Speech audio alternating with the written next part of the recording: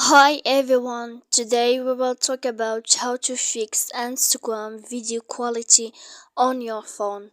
To know how to fix Instagram video quality, you should just go to settings here. As you see, we will click.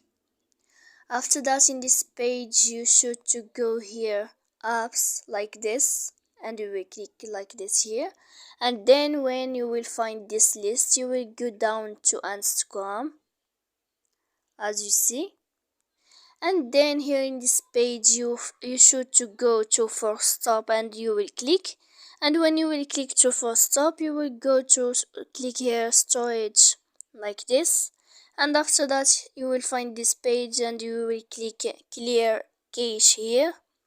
After that, you will click clear data, so then you can turn off your phone. So please don't forget to support us by like and subscribe. See you next time.